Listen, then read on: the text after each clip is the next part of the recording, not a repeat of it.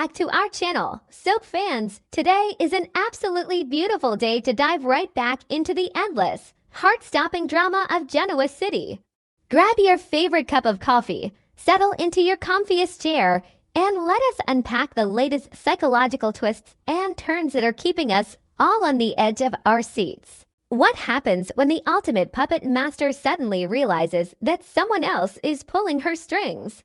For decades, we have watched Diane Jenkins weave intricate webs of deceit, orchestrate her own fake death, and manipulate the most powerful men in Genoa City with the effortless flick of her wrist.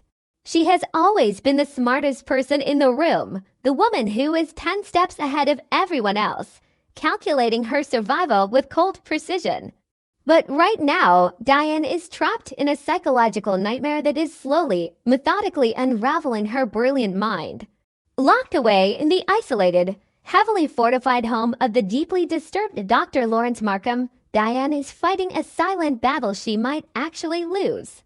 And the most terrifying part is not the locked doors or the barred windows. The most terrifying part is that her own mind is turning against her, transforming her darkest nightmare into a twisted, heartbreaking romantic fantasy. It all started as a classic Diane Jenkins survival tactic. When she first woke up in that strange, suffocating room, she immediately recognized the profound danger she was in.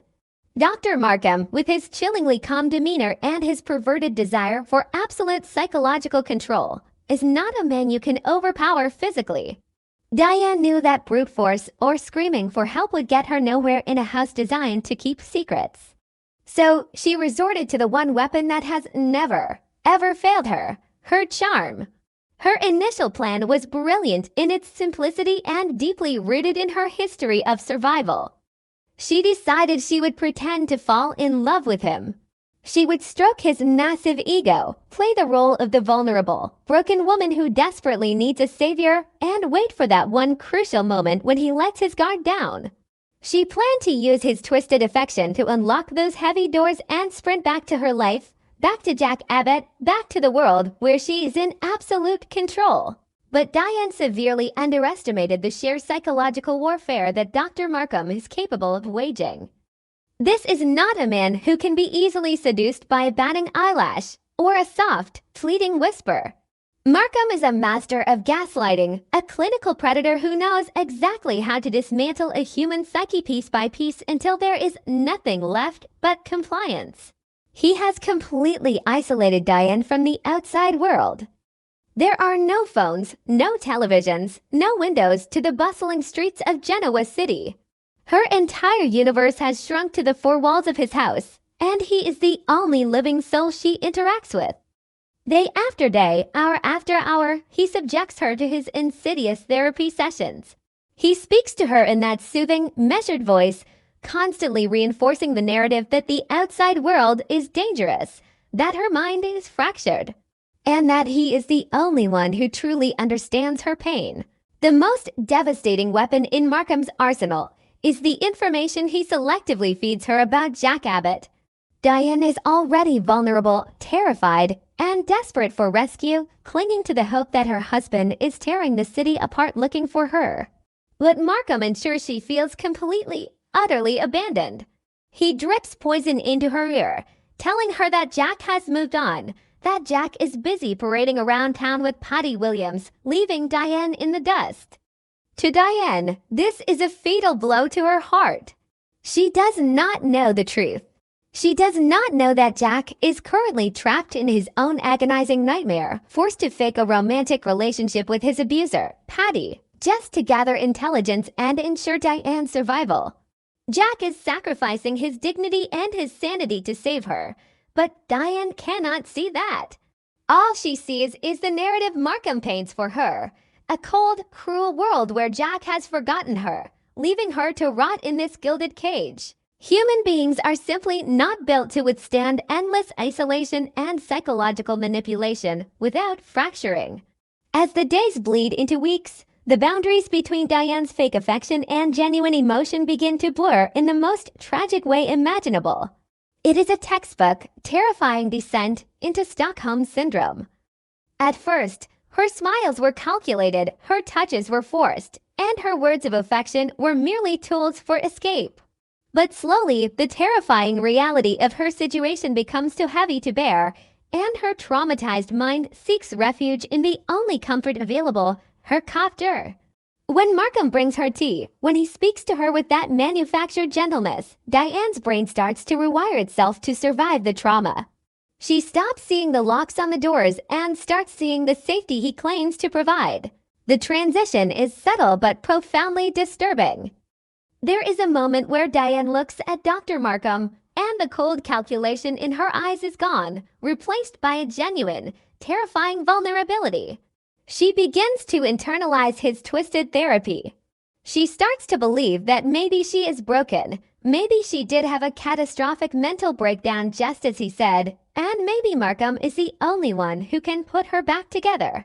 The woman who once faked her own death to frame her enemies is now losing her grip on what is real and what is a lie. Her original escape plan crumbles into dust, not because she cannot find a way out, but because she no longer possesses the sheer will to leave. The psychological chains he has wrapped around her mind have proven to be far stronger than any physical locks on his doors. This storyline is a masterclass in tragic, dramatic irony.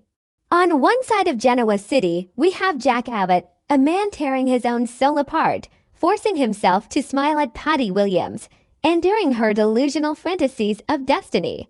All because he loves Diane with every fiber of his being. He is moving mountains, risking his reputation and his own mental health, just to find a single breadcrumb that will lead him to his missing wife. And on the exact opposite side of the city, we have Diane, the love of his life, slowly surrendering her heart to the monster who is keeping them apart. The sheer emotional weight of this disconnect is staggering. Every time Jack endures a sickening moment with Patty to save Diane, Diane is simultaneously falling deeper into Markham's trap, convinced that Jack's actions are absolute proof of his betrayal. Let me be completely honest with you. As a friend who has watched these characters evolve through decades of triumphs and tragedies, watching Diane Jenkins succumb to this manipulation is deeply unsettling, but it is also incredibly compelling television. We are so used to Diane being the apex predator, the one who pulls the strings and watches her enemies dance to her tune. Seeing her stripped of her agency, reduced to a traumatized woman seeking comfort in the arms of her abuser, is a stark reminder of how fragile the human mind truly is. It makes her profoundly sympathetic. You cannot help but scream at your television screen, begging her to wake up, to remember the fierce, unstoppable woman she is. But you also completely understand why she is breaking. The sensory deprivation, the lies about Jack, the relentless psychological pressure, it would break absolutely anyone. And then there is Jack Abbott. My heart absolutely aches for Jack in this scenario. He has been through so much trauma in his life, particularly at the hands of Patty Williams, who has shot him, stalked him, and made his life a living hell. The fact that he is willing to subject himself to Patty's toxic, delusional obsession just to save Diane is the ultimate proof of his profound, unconditional love. But Jack is playing a very dangerous game. By keeping Kyle and Tracy in the dark, by isolating himself to maintain this charade, he is walking a tightrope without a safety net. He believes he is doing the right thing, the noble thing. But he has no idea that his actions, filtered through Markham's twisted narrative, are the very things pushing Diane over the edge into madness. Jack is trying to save her body, but he is inadvertently providing the ammunition Markham needs to destroy her mind. As for Dr. Lawrence Markham, he is rapidly cementing his place as one of the most chilling, skin-crawling villains in recent daytime television history. He does not need a gun, a bomb, or a corporate takeover to inflict terror. His weapon is his intellect, his clinical precision, and his utter, terrifying lack of empathy. The way he methodically dismantles Diane's reality is horrifying to watch. He is not just keeping her prisoner. He is actively rewriting her identity. He wants her to love him, not out of genuine affection, but as the ultimate, final submission to his power. He is a predator of the mind, exploiting her deepest insecurities and fears, and he is playing his role to absolute, terrifying perfection. The real tragedy here is that Diane's newfound feelings for Markham are entirely built on a foundation of cruel lies and manufactured isolation.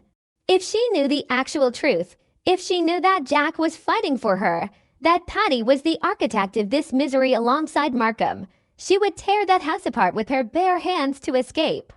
But she does not know. She only knows the reality that Markham has painstakingly constructed for her. And in that dark, narrow reality, Markham is her protector.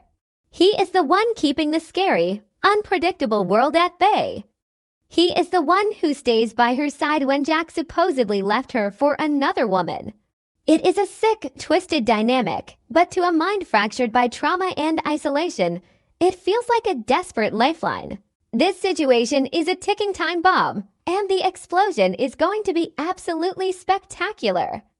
What happens when Jack finally puts the pieces together? What happens when he breaks down that heavy wooden door, expecting to find his fierce, defiant wife ready to run into his arms, only to discover a woman who has been psychologically molded into someone else entirely? The emotional fallout of that impending moment will be catastrophic for the Abbott family. Jack is fighting tooth and nail to rescue the Diane he knows, but that Diane is slowly fading away, replaced by a woman who might actually fight him to stay with her captor. The confrontation between Jack, Diane, and Markham is going to be one for the soap opera history books, filled with anguish, betrayal, and shattered realities. Here is my prediction for what is coming next in this dark, twisted saga. Jack is going to slip up, or his fake romance with Patty is going to yield the exact clue he needs, perhaps a location or a slip of the tongue regarding Markham's private residence.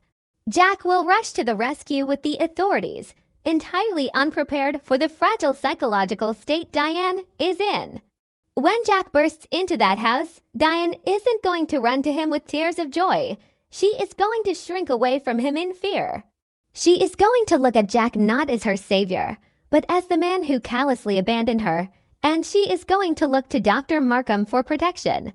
Jack will be forced to realize that rescuing Diane physically was only the very first, easiest step. He will now have to wage a massive, heartbreaking war to rescue her mind and bring the real Diane Jenkins back from the psychological abyss. This storyline is pushing all the boundaries of psychological drama, diving deep into the complexities of trauma and manipulation, and we are absolutely here for every single second of it. Do you think Diane's brilliant, calculating mind is gone for good, or is there a tiny spark of the old, fierce Diane waiting to ignite and burn Dr. Markham's twisted world to the ground? Drop your thoughts, theories, and predictions in the comments below, and don't forget to share this article with your fellow Y&R addicts so we can all obsess over this incredible drama together.